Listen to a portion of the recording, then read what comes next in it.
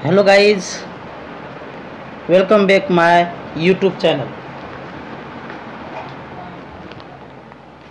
आज मैं कक्षा 10 का विज्ञान का पहला चैप्टर भौतिकी से लिया है, जिसका नाम है प्रकाश, परावर्तन तथा अपवर्तन। ठीक है, ये दोनों चैप्टर एक साथ खींच रहे हैं। ठीक है, प्रकाश में परावर्तन और अपवर्तन की जो क्रियाएं हैं इसी के अंतर्गत। ठीक है, तो पहला सवाल आपके सामने है। अगर पसंद आए तो सब्सक्राइब जरूर कीजिए, लाइक कीजिए और शेयर कीजिए। ठीक है, इससे क्या होगा, आपके साथ अन्य लोगों को भी, अन्य छात्रों को भी बहुत ज़्यादा फायदा होने वाला है। आज जो पढ़ाऊंगा इससे बाहर एक भी क्वेश्चन नहीं आएंगे। ठीक है, इसलिए इसको बहुत अच्छी तरह से आप अध्ययन कर लेंगे। तो चलते हैं, पहला सवाल, निम्न में से कौन सा पदार्थ लेंस बनाने के लिए प्रयुक्त नहीं किया जाता है? लेंस बनाने के लिए किसका उपयोग नहीं होता है? तो ये हो जाएगा आपका मिट्टी का। क्या हो जाएगा?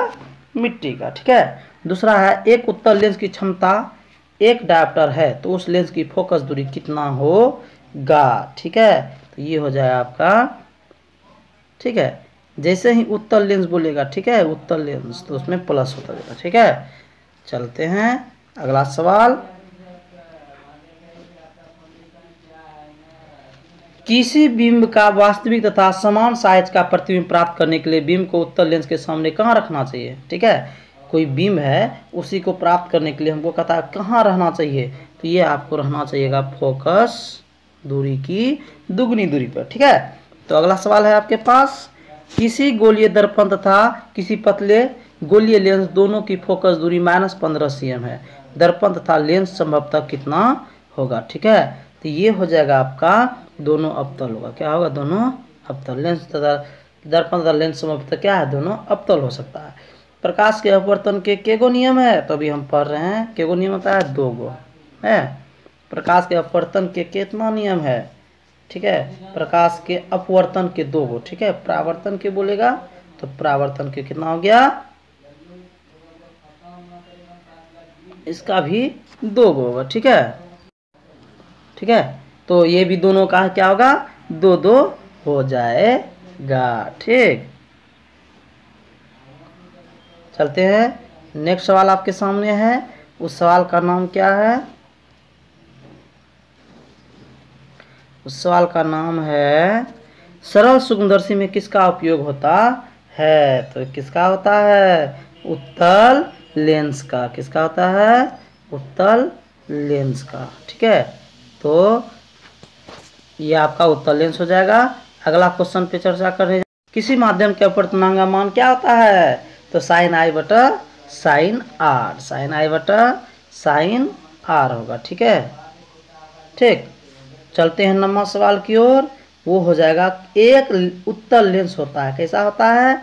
तो किनारों के अपेक्षा बीच में मोटा। ठीक है, चलते हैं 10वां सवाल की ओर। अवतल लेंस, अवतल लेंस का आवर्धन m बराबर सूत्र क्या होता है? तो ये हो जाएगा आपका v बटा u। अच्छा से ध्यान से, v बटा u। ठीक है, गोलीय दर्पण में फोकस वक्रता त्रिज्या के बीच क्या आता है? f बराबर r/2। नहीं, या इसी को हम बोल सकते हैं कि r बराबर 2f, r बराबर 2f, या f बराबर r, तो हम कह सकते हैं ना, जैसे इसी को, इसको दू को जो है आर है, आर के नीचे दू देंगे तो इधर क्या हो जाएगा आपका? एफ हो जाएगा। तो इसी को उल्टा अगर सीधा लिखते हैं इसे, एफ बराबर r/2 ना, एफ बराबर r/2। ठीक है, चलते हैं अगला सवाल की ओर। निर्गत किरण और अभिलंब के बीच के कोण को क्या कहते हैं? ठीक है, इसको क्या कहते हैं? निर्गत और अभिलंब के बीच के, तो इसको कहते हैं निर्गत कोण। क्या कहते हैं? निर्गत। कहता है 1 मीटर फोकस दूरी वाले उत्तल लेंस की क्षमता क्या होता है? तो ये क्या होता है? ये हो जाएगा आपका 1d। क्या हो जाता है? 1d। ठीक है, चलते हैं, 14 नंबर सवाल है। ठीक है,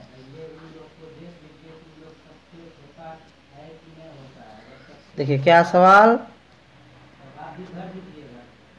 किसी अवतल दर्पण द्वारा काल्पनिक सीधा तथा आवर्धित प्रतिबिंब बनता है जब वस्तु स्थित होती है। कहाँ होती है? ये हो जाएगा दर्पण तथा उसके फोकस के 20। ठीक है, चलते हैं नेक्स्ट सवाल। किसी दर्पण द्वारा प्रतिबिंब सीधा एवं यानी किस दर्पण द्वारा प्रतिबिंब सीधा एवं छोटा होता है, तो ये हो जाएगा आपका उत्तल दर्पण। ठीक है, अवतल दर्पण है, क्या है अवतल दर्पण, ये है अभिसारी दर्पण। क्या है, अभिसारी दर्पण। अगला सवाल इसमें कहता है कि उत्तल दर्पण से बना प्रतिबिंब होता है, कैसा होता है, ये होता है काल्पनिक एवं छोटा, काल्पनिक एवं छोटा। ठीक है, कहता है निम्नलिखित में किस दर्पण द्वारा किसी वस्तु का वास्तविक प्रतिबिंब प्राप्त किया जा सकता है, वास्तविक एकदम जो वास्तविक होता है। ठीक है, ये हो जाएगा अवतल दर्पण। निम्न में से किसमें बड़ा और वास्तविक प्रतिबिंब बड़ा वाला बनता है, तो किसमें बनता है, अवतल दर्पण में। किसमें बनता है, अवतल दर्पण में। ठीक है, चलते अगला सवाल। कहता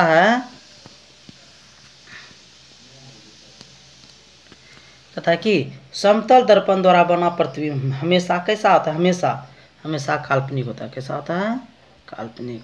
अगला है किसी वस्तु का आवर्धित प्रतिबिंब बनता है, आवर्धित वाला बात बोल रहा है। ठीक है, तो ये होता है अवतल दर्पण। क्या है, अवतल दर्पण। ठीक, अगला सवाल है काल्पनिक प्रतिबिंब हमेशा होता है, कैसा होता है रे, काल्पनिक प्रतिबिंब हमेशा होता है सीधा। कैसा होता है, सीधा। काल्पनिक प्रतिबिंब हमेशा सीधा होता है। ठीक, अगला सवाल है किस दर्पण में हमेशा आभासी और छोटा, एकदम आभासी बनता है और छोटा प्रतिबिंब बनता है, तो ये हो जाएगा उत्तल दर्पण। क्या हो जाएगा, उत्तल दर्पण। अगला सवाल है निम्न में से किस दर्पण की फोकस दूरी धनात्मक होती है, किस दर्पण की फोकस दूरी, यानी कि फोकस जो एफ होता है वो प्लस होता है, ये जो एफ होता है ये क्या होता है, प्लस होता है। किसका होता है, तो ये हो जाएगा आपका उत्तल दर्पण। किसका हो जाता है, उत्तल दर्पण। ठीक, अगला सवाल आपके पास है कि गोलीय दर्पण के ध्रुव और फोकस के बीच की दूरी को कहते हैं, गोलीय दर्पण के ध्रुव और फोकस के बीच की दूरी को क्या कहते हैं रे, फोकसांतर। क्या कहते हैं, फोकसांतर। ठीक है, चलते हैं अगला सवाल 26 नंबर की ओर। वक्रता त्रिज्या आर एवं फोकस दूरी एफ में संबंध होता है, तुरंत अभी चर्चा किए थे, एफ बराबर आर बाय टू, एफ बराबर आर बाय टू किए थे ना। ठीक है, चलते 27 नंबर। हजामत बनाने के लिए, ठीक है, हजामत बनाने के लिए नहीं, दाढ़ी बनाने के लिए ना, वो जो ठाकुर के यहाँ जाके दाढ़ी बनाता है उसके लिए है ना, सॉरी ठाकुर नहीं, नाई बोलना था, सॉरी। ठीक है, हजामत बनाने के प्रयोग किया जाता है, ये प्रयोग किया जाता है अवतल दर्पण। ठीक है, अगला सवाल आपके पास है सोलर कुकर में प्रयोग होता है। ठीक है, सोलर कुकर में प्रयोग होता है, सोलर दर्पण में है ना, सोलर कुकर में प्रयोग किया जाता है, ये आपका क्या जाता है, अवतल दर्पण। किसका क्या जाता है, अवतल दर्पण। ठीक है, अवतल दर्पण। ठीक है, अगला है सर्च लाइट का परावर्तक सतह, सर्च लाइट का परावर्तक सतह क्या होता है, ये होता है अवतल दर्पण। क्या होता है, अवतल दर्पण। अगला सवाल है क्या कि रोगियों की नाक, कान, गला आदि की जांच के लिए डॉक्टर प्रयोग करता है, क्या करता है प्रयोग, वो अवतल दर्पण। क्या करता है प्रयोग, अवतल दर्पण। ठीक है, चलते हैं अगला सवाल की ओर। कहता है पानी में डूबे एक उत्तल लेंस की फोकस दूरी हवा में इसकी फोकस दूरी की अपेक्षा क्या होता है, पानी और हवा के बारे में बोल रहा है। ठीक है, तो ये हो जाएगा आपका कम होती है। क्या होती है, कम होती है। अगला है उत्तल लेंस में बना प्रतिबिंब होता है, उत्तल लेंस की बात बोल रहा है। ठीक है, तो ये होता है वास्तविक और उल्टा। ठीक है, अगला सवाल चलते हैं। उत्तल लेंस द्वारा काल्पनिक प्रतिबिंब बनता है, उत्तल जब बिंब होता है कहाँ होता है, फोकसांतर से कम दूरी पर रहता है, कहाँ आता है, फोकसांतर से कम दूरी पर रहता है। ठीक, चलते हैं लेंस की क्षमता होती है, कैसी होती है लेंस की क्षमता, तो ये होती है फोकस दूरी की व्युत्क्रम। कैसी होती है, फोकस दूरी की व्युत्क्रम होती है। ठीक है, अगला सवाल है आपके पास। उत्तल लेंस में जब बीम एफ और 2f के बीच रखा होता है तब बना प्रतिबिंब कैसा होता है, तो ये होता है बड़ा और वास्तविक। कैसा होता है, बड़ा और वास्तविक। ठीक है, 36 नंबर सवाल है आपके पास। दो वक्र पृष्ठ से घिरे ठोस माध्यम को क्या कहते हैं, तो क्या कहते हैं उसको, गोलीय लेंस। ठीक है, क्या कहते हैं उसको, गोलीय लेंस। 37 नंबर सवाल है, बहुत इंपॉर्टेंट सब सवाल है, इसलिए आप लोग अच्छा से पढ़ेंगे और शेयर जरूर कीजिएगा, लाइक सब्सक्राइब कीजिएगा, ठीक है। किस लेंस का उपयोग कर दीर्घ दृष्टि दोष को संशोधित किया जाता है? दीर्घ दृष्टि दोष, तो ये हो जाएगा उत्तल लेंस। नई कार्तेशियन परिपाटी के अनुसार दर्पण के सामने रखे बीम की दूरी ली जाती है। कहाँ से लिया जाता है? ये मतलब ली जाती है ऋणात्मक, कहाँ से? ऋणात्मक रूप से लिया जाता है, ठीक है। चलते हैं अगला सवाल की ओर। प्रत्येक लेंस के दो वक्रता केंद्र होते हैं, ठीक है। प्रत्येक लेंस के दो वक्रता केंद्र होते हैं, क्योंकि, तो इसका क्या हो जाएगा? क्योंकि लेंस की दो वक्र सतह होती है, ठीक है। अगला सवाल है, गोलीय लेंस के लिए फोकस दूरी f, वस्तु की दूरी u और प्रतिबिंब दूरी v में संबंध क्या होता है? तो बहुत इंपॉर्टेंट है ये, ठीक है। इसको अच्छा से देखिएगा, ठीक। ये हो जाएगा 1/f बराबर 1/v माइनस 1/u, ठीक है। इसका बी ऑप्शन हो जाएगा। अगला सवाल है, एक अवतल दर्पण की फोकस दूरी 10 cm है, उसकी वक्रता त्रिज्या कितना होगा? तो वक्रता बोला है ना, तो f बराबर क्या होता है? r/2, ठीक है। तो कितना हो जाएगा? एक अवतल फोकस दूरी है ना, तो उसकी वक्रता त्रिज्या r बराबर 2f हो जाएगा। कितना हो जाएगा? 2f, तो 10 दूना 20, कितना हो जाएगा? 10 दूना 20, ठीक है। कहता है एक गोलीय दर्पण की वक्रता त्रिज्या 28 है, उसकी फोकस दूरी f बराबर, ये हो जाएगा आपका अभी जो है बराबर r/2, ठीक है। अब चलते हैं अगला सवाल की ओर। कहता है 10 cm फोकस दूरी वाले एक अवतल दर्पण के सामने 20 सेंटीमीटर की दूरी पर एक बिंब रखने पर उसका प्रतिबिंब बनेगा। तो ये कैसा बनेगा? ये बनेगा आपका दर्पण की वक्रता केंद्र पर, ठीक है। चलते हैं अगला सवाल। एक गोलीय दर्पण में 5 सेंटीमीटर दूरी पर रखे बिंब का प्रतिबिंब दर्पण से 30 सेंटीमीटर की दूरी पर रखे उसी को बनाता है जिस ओर बीम है, तो आवर्धन क्या होगा? तो यहाँ आपको इसका थोड़ा सा एग्जांपल दे रखा है। आवर्धन m माइनस v बटे u होता है, ठीक है। तो 30/5 माइनस में निकलेगा, तो ये हो जाएगा आपका आंसर, ठीक है। थोड़ा सोल्यूशन भी कर दिया है, बहुत अच्छी बात है, ठीक है।